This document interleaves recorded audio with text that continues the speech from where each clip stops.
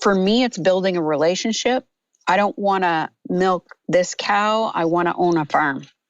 So if I'm actually doing my best to educate you on how to save my bill, and you give me things in the way that it's going to save you money, the more I take care of you, the more you're going to tell somebody else. So I'm going to make more money than milking the one cow.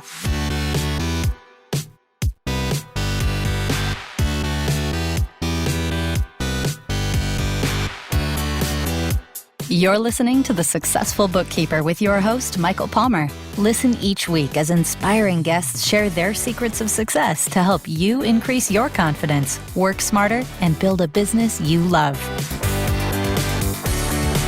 This episode of The Successful Bookkeeper is brought to you by PureBookkeeping.com, the proven system to grow your bookkeeping business.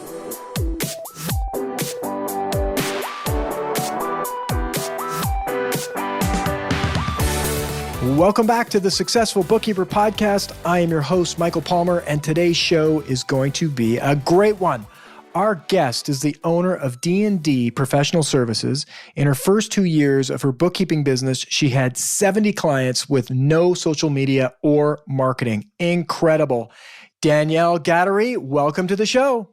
Hi, thanks, Michael. Thanks for having me on. It's great to have you. And I remember our first conversation together talking about your business and just being blown away by how much progress and ground you had gained. And I'm just so excited to be sharing this with our community. Yeah, I would love to share any way that I can help any other bookkeeper. I love to help people. Beautiful. Well, I'm sure that's part of your winning success formula is just generosity and giving. So before we get into that, let's learn a little bit about you. Tell us about your career and business journey leading up to this point. Well, I graduated St. Clair College with an accounting degree in 1988. And I basically was like an office manager for most of my experience in bookkeeping. And I had different jobs along the way. And then I got into real estate in 2008. And then I married a Mennonite gentleman, and he likes steady Eddie. So the up and down of the real estate world and the 24/7 being attached to your phone wasn't really what he liked. And it was interfering because I'm so passionate about anybody that I work with.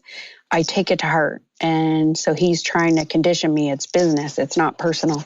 And I decided he asked me to take a part-time position to get back into bookkeeping. So I did go with another bookkeeper, and I was an employee. And she said she was doing a lot of stuff, but didn't actually follow through with it because I'm an OCD organized freak to a fault. So I worked with her and things weren't going well. And my husband's like, just start your own business. You can do it. Just start your own business. And I was like, are you serious? So I started my business with one gentleman that I know, and he gave me like 3 clients and hooked me up with a networking group. And then in that networking group, I got a couple other people to be my clients, and they refer me. And when I was doing the office management position, there was one accountant who really liked how I did everything and how thorough I was. And I developed really good relationships with WSIB and CRA. And, if I said I would take, 4 weeks to get it up and running and back up to snuff, they knew that I would follow through with that. So he started recommending me to go to places. So when I started the bookkeeping, I reached out to a couple of accountants that I knew, and I was telling them about, what kind of rate should I charge and stuff. And they said, you're going to do fine. We'll recommend you. And then I started my business. So I still have my real estate license, and I had the bookkeeping business starting. Then I got so busy, I hired an employee. So the 2 of us were working out of a 100 square foot business. I had 2 filing cabinets and no space for us to move. It came to the point where I was growing so quickly that I had to move. So I gave up my license so that I can get some commercial space to be able to have more room to be able to grow a little bit more. So that's kind of now where I'm at, and I'm at the spot now where I might have to move again. Wow.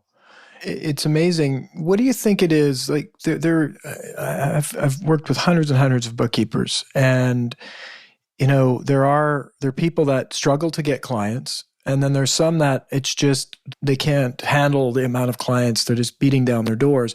What is it about you that enables you to go from 0 to over 70 and literally taking on clients every week? Like you're going to be at 100 probably before the first quarter of 2020. Why do you think that is? My integrity. I think anybody who knows me knows I put 100% into everything, and that I'm a no nonsense. One of the accountants, he's actually my personal accountant. He actually told one of his clients who said that they wanted a new bookkeeper. He described me as a drill sergeant. He just said, if you want something done, give it to her. So a lot of people know if they need something done, I will do everything in my power to get it done ASAP, which is to a fault. Developing relationships. One of the things that I found out, because I belong to IPBC and I went to the conference, and somebody was like, how do you get new clients? Or how do you, how do you know what the accountant? And for me, I build relationships. Any new client that comes in, I ask them to copy their accountant in with me and say that I'm their new bookkeeper. Then I email that accountant and say, I would like 30 minutes of your time. I tell the client I'm not charging you for this, but I want to go and meet your accountant. And if you tell the accountant you want to do it the way he wants the books, because I found some accountants want home expenses in the software. Some want it in Excel. Some want you to do home expenses at 80% when you're posting. So I found that if you go to the accountant and say, I want to do this file the way you want it, and take notes, then I kind of tell them a little bit about me, my background, what I do, and I let them know that I'm available to take on more clients. And usually once they get one of your files and they see how clean and that you've done it the way he wants it, they actually want to give you more because it makes their job a lot easier.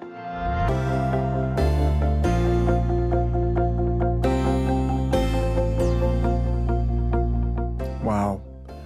That's one way. I think that's an important one, and you're really treating the accountant as a client, almost a stakeholder. They're the end user of the product, and if you make them happy, then they're gonna. You're saving them time, you're saving them energy, you're helping them win in their business. That's a great formula. And you're very structured. This is a system. This is a process. You have this is this first step, leads to the second step, a third step. That's a system that is repeated. You get better and better at it. And here it is. It's producing an unlimited amount of client referrals to you.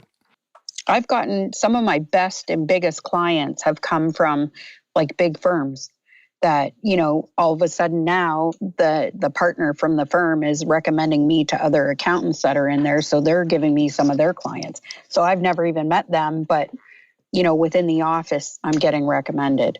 So that really makes a difference, and especially once they see your work.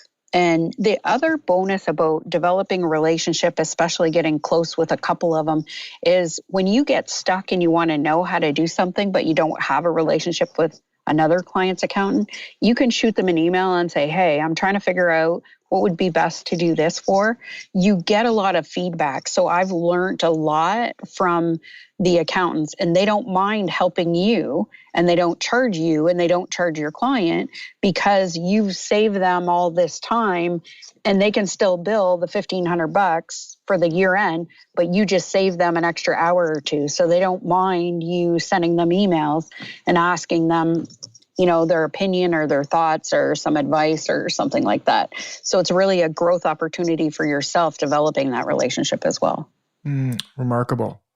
Now, you get these referrals, they're great referrals. They come from strong relationships. But then in terms of the sales process, converting this introduction into a client, you're obviously good at that too. What's that look like for you?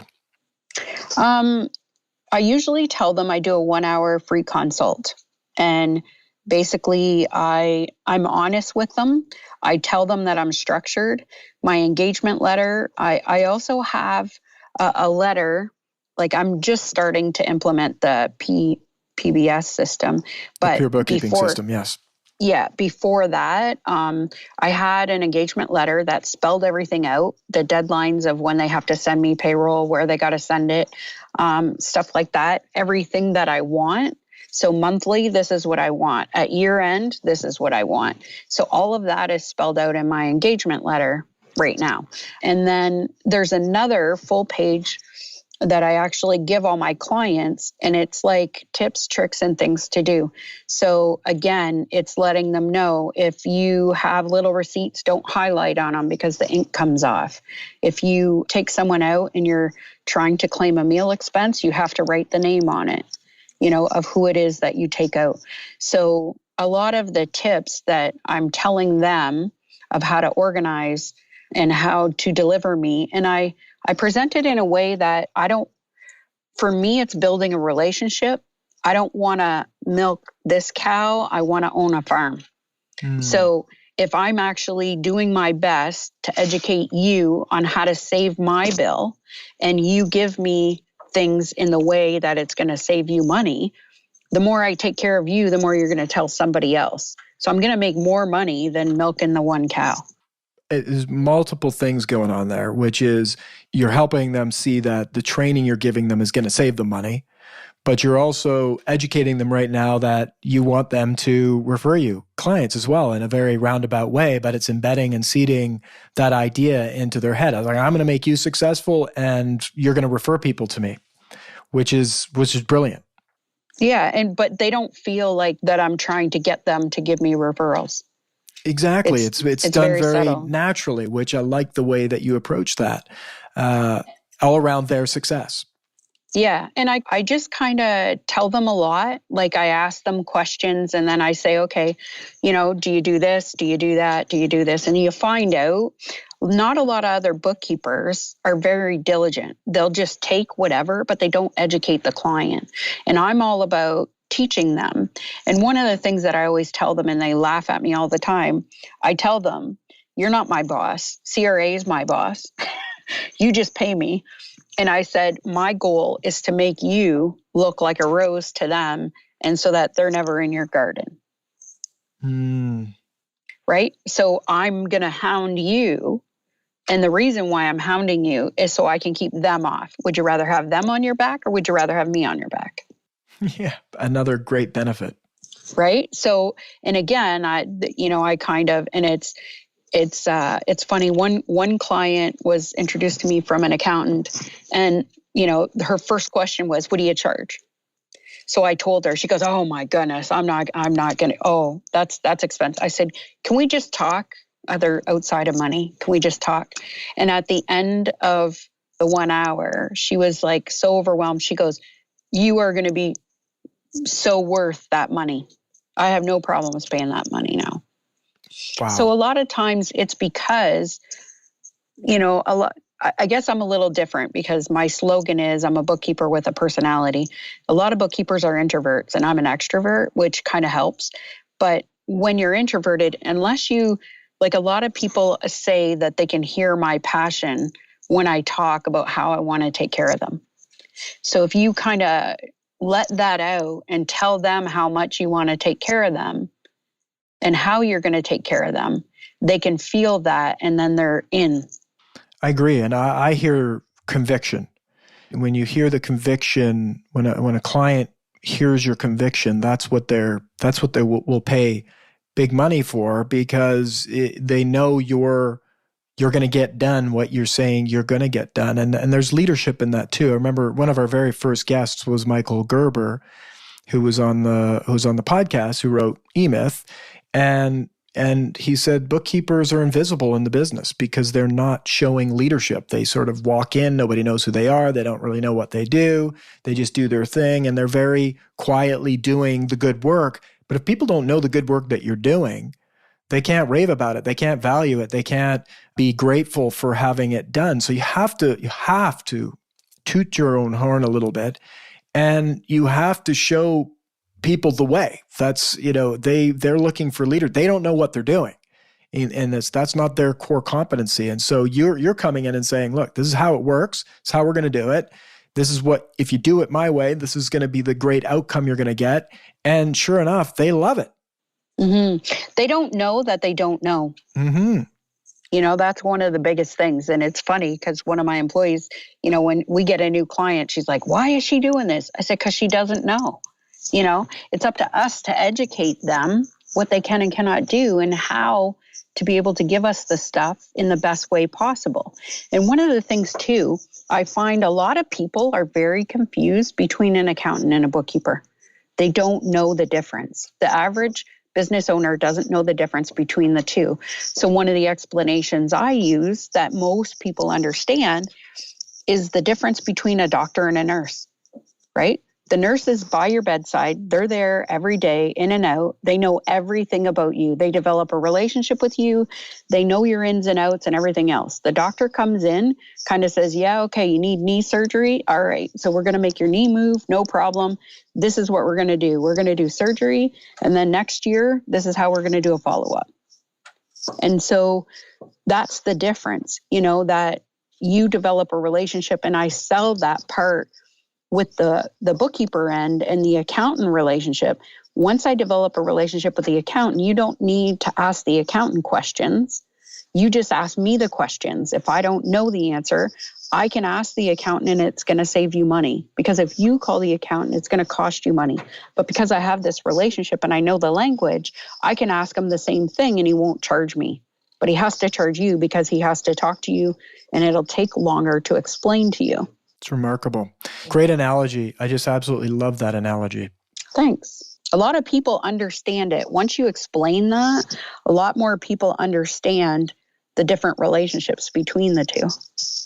It's a valuable reset of everyone, the listeners right now, mindset is that it's the curse of knowledge. We believe that if we know it, that everybody knows it. And they don't. They have no idea. And I remember my dad and my mother, when they had a business, this was 40 years ago, they struggled because they didn't have a bookkeeper. My mom was trying to do it, and then they would just take this big mess to the accountant, and they thought a bookkeeper was the accountant. They just thought it was the same thing. And the result was not good. It caused stress, anxiety. And so if you go into it with that perspective, it's like these people may not understand that, and be the educator, the champion for the industry, explaining the value of having a bookkeeper on your team will produce remarkable results for you and as well for the industry. Because the more the industry understands it, the more value there'll be in the industry.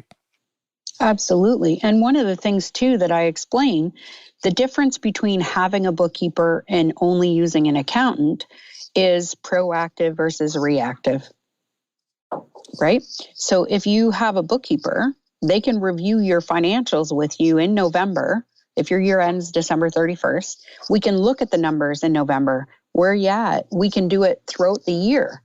How, what's your profit and loss margins? We can do some analysis. We can see where the advertising, if it's making money or not making money. These are the kinds of things that we can offer them to know. And we can kind of give them a snapshot with the communication with the accountant. If his net income's around this, what's his taxes going to be? And how much can he invest in RSPs that can kind of offset some of that expense? So we have all of this all planned out and everything else. If you only go to an accountant, right, then you're 6 to 9 months after your year end till you find out what you did last year, if you made money or if you didn't make money, because you have no idea. You have it in your head, but you have no idea. So not seeing it on paper, how effective can you build your business if you don't know if you made money for 9 months after the year finished?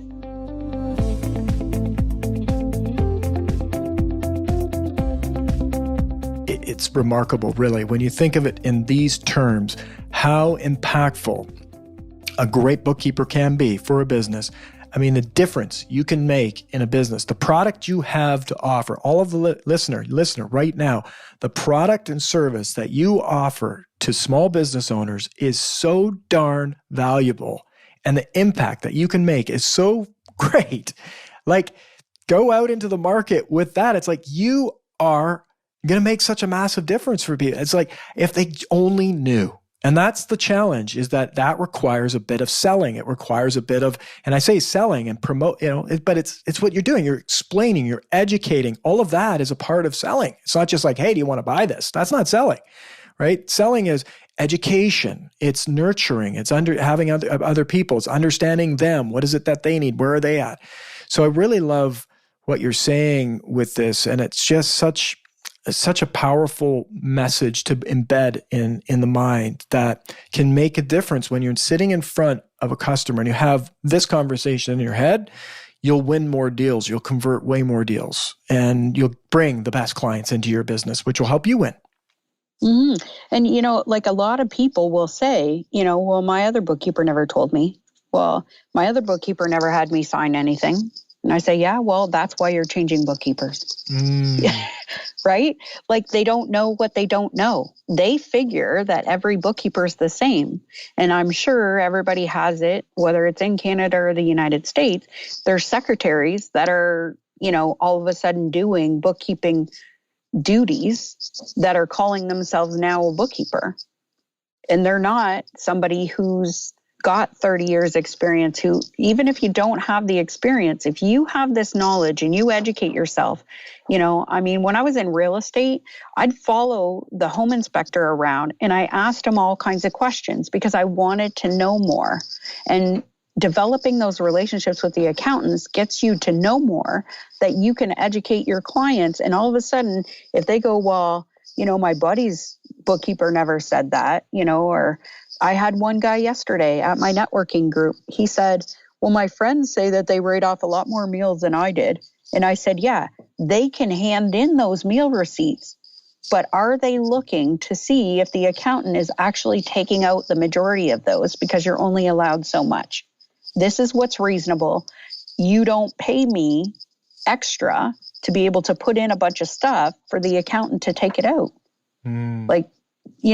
Again, this is the client not knowing exactly. He thinks it might be getting written off, but at the end of the line, does the accountant back it out? And he goes, oh, okay. It's amazing. And it brings up a whole bunch of more topics and conversation questions. But I literally had a person reach out to us today saying, look, I've kind of dabbled in bookkeeping and I've reached out to people. I want to create a bookkeeping business. And I've asked people, and they've said, some people say you need to go and get educated and get trained. And then other people saying, oh, no, anybody can do it. You just go and start. And my response back is like, the implications of this work, is not to be undervalued and misunderstood. This is the implications of what bookkeepers do for businesses is very significant, and not done right can cause catastrophic failure for a business owner, and even worse, right? And so how would you answer that? Like, for people that maybe you have a lot of experience, a lot of training, you've been at this for a while, what would be your recommendation for people that are asking that question? Should I go and get educated? What's my first step? So most definitely get some kind of bookkeeping education through college. I don't necessarily think you need to get a CPA or anything. University, most colleges, I believe, and I wouldn't do like the triage college or whatever, the 8-month course. I've had some interns from that 8-month course, and they don't even know how to file. You definitely have to get some kind of certificate, because the language and understanding, you really need to be able to have a good foundation of debits and credits, and be able to walk yourself through some accounting scenarios when they come across. A lot of people have the hardest time about when a shareholder buys something personal, but they use the company account, versus when they purchase something for the company, but they use their personal account. So a lot of them get screwed up, which one's debit, which one's credit. Does it include HST or not HST? So it's really important to know and have a good, solid education on that, because if you don't understand that, then, and I would pick an industry, even if you get a part-time job working as some kind of position in an industry that you think you might know. The more that you can learn about an industry, then you can help it be a niche to get you going. So, and again, I'll reference real estate, right? If you know a bunch of real estate agents and they talk to you a lot about their work and what they do, see if you can get like a secretarial job or some kind of position at a real estate agent's, then get to know that language, get to know some of their paperwork, get to know that kind of stuff. And then with the education and then familiarity with the industry, then it makes it that much easier for you to actually do the data input. Because if you don't understand the industry, you don't know where to expense it to. Exactly. And I think it comes back to how you walked around with the home inspector. I mean, you have to have a level of understanding to even be able to understand the beginning of what they're doing. So it's like that foundational education leads to the next foundational level and the next foundational level. And before you know it, the mastery. But with accountants, like if you don't know the basic questions, you can't ask advanced questions. And so I really, really wanted to, and I encouraged her to look into, and it's a longer road. It's a harder road, I think, but it's the one that produces the long-term success, and the success not only for yourself, but also for your clients at the end of the day. So thank you for chiming in on that. And the other question I wanted to ask you, moving kind of directions a little bit here, but you guys got a little off track with that one, but is you mentioned BNI, in Business Networking International. Tell me a little bit about your experience there and how that's gone for you and how it's impacted your business. So there was a BNI chapter in the city, and then they closed down. But what happened is like 6 of the members ended up starting a different networking group. So we're just like a basic no-name networking group, but the foundation and the organization is pretty much off of the model of a BNI. So what happens is you're only allowed one person from every industry. They go around the room, you do a 60-second elevator pitch. Once a week, everybody gets to present. So each member gets a week to present. And you get like 12, 15 minutes to be able to talk fully about your business. One of the things, if you don't want to join, at least attend them. Go to any networking event that you can. Use one pocket with all of your cards, and then ask for a card from every single person that you meet and put it in your other pocket. When you meet that person the next day, email them and ask them to meet you for a coffee. When you meet that business owner, just say, I want to get to know you more. So that way, if I know anybody who's looking for your services, I can recommend you. And in return, you get to share your experience. And Wow. That's that one-on-one coffee date is what you do. Even if you belong to a networking group, it's still up to you, because 60 seconds isn't enough to say everything that you do and develop a relationship. The more that you develop a relationship, the more people can trust you, the more that they know your personality, they know how you're going to fit in with some of their customers. And belonging to any kind of networking group just expanded your reach, because now that one person is representing their whole contact list. So you're talking to more than just one person. So you have to develop that relationship so they know you more and they can be able to recommend you.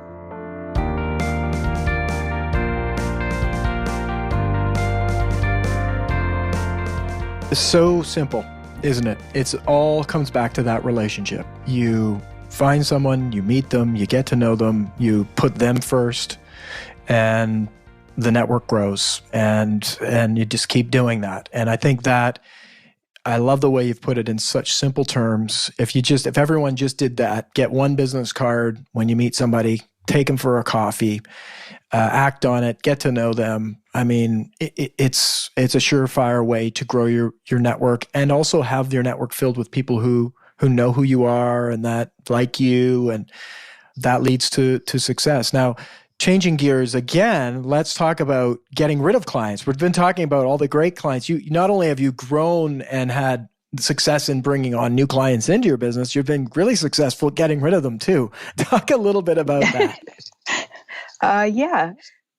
Earlier this year, I ended up getting quite stressed out because of some of my clients. So what I decided to do was say, and you do this in the 1 hour thing too, is you talk about making sure that the relationship fits. Not everybody fits. And I tell people you have to interview bookkeepers. You have to interview real estate agents.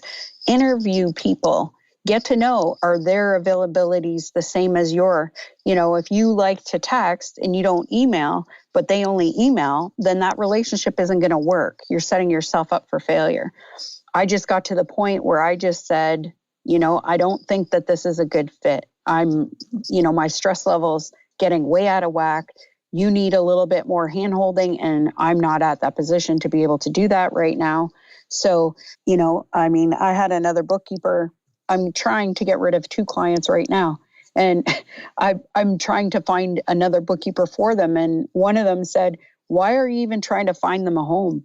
And I said, well, just because they didn't listen to me, maybe it was because I didn't set the boundaries properly. Maybe, for me, it's more that these guys need a little bit more handholding. And I've decided moving forward, I don't want to do that. So I'm going to be clear in anybody that I meet with, you either follow my rules or you're gone, lack of better words. I usually, I got to continue to pray, and I ask my pastor to pray all the time about my words, because I just like shoot knives. There's no fluff here, but.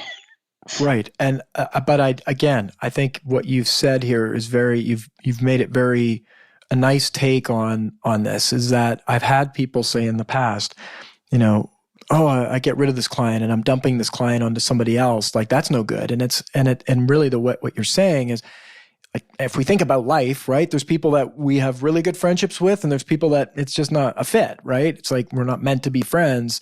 And because we have different likes, all these different chemistry, like this chemistry thing, right? So it's a nice way to think of it in terms of saying, we're not meant to be friends, or in this case, meant to be clients. And there's going to be a bookkeeper out there that it will have chemistry and they'll be the perfect fit for them. So it's not like you're dumping some garbage onto somebody else. You're dumping something that could be, talk about praying for the words here. It's like, I don't want to say that they're garbage. One person's trash is another person's treasure, right? But we don't want to say that they're trash. But it's an analogy that someone's meant to work with these people. It's just not us. And so you've been very proactive in being clear about that and taking action around it. There are people that I've spoken with that have kept clients for years, where they're just like, enough already, just get rid of them. And so their question is, well, how do I do it? And you've made it really clear for them.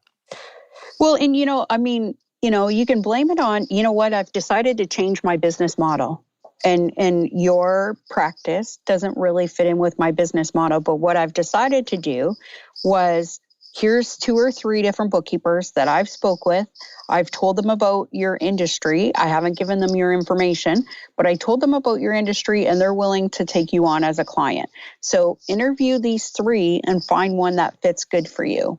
It's just right now I'm changing my systems, and it's just not going to fit. One of the things too that I found with me receiving some clients and the bookkeeper letting me know, this guy didn't do this, this, and this, but I really didn't tell him to either, right? So now when this client has to move bookkeepers, now they have to learn a new system. Now they have to do something different. And a lot of people don't like change. So if you are able to make sure that if they're coming from another bookkeeper, that you're setting down your boundaries and your rules, it's almost like they'll listen more, because there's a risk that you're going to get rid of them too, because they don't want to move again. Right. So sometimes they have to move. If you're the first bookkeeper that they have, they're not used to all of this. And sometimes they get overwhelmed in everything else. And then when you say, sorry, I can't deal with you, you got to go somewhere else, they're like, I don't want to change. But if they change, then they know they don't want to change again. So all of a sudden they take you a little bit more seriously. Wonderful tips, wonderful journey that you've been on. This has been absolutely fantastic. If our listener wanted to reach out to you, Danielle, what would be the best way to do that? My email is Danielle, DANIELLE, at Danielle, DANIELLE. My last name, G as in good, A, D as in David, OURY.com. So it's Danielle at DanielleGadoury.com. Wonderful. You're so generous with your answers and sharing what's worked with you, with your business, and it's been fantastic to have you on the podcast. Well, thanks, Michael. I appreciate it, and I'm more than willing to help and share in any way that I can with any other bookkeepers.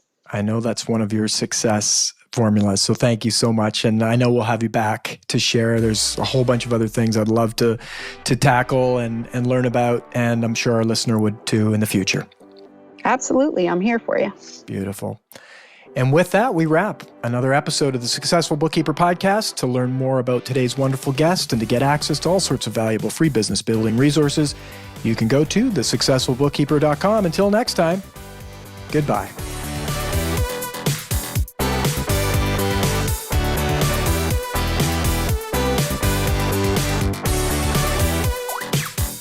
You've been listening to The Successful Bookkeeper with Michael Palmer. For more information and to download the resources mentioned in this episode, please visit us at thesuccessfulbookkeeper.com. Thank you for listening.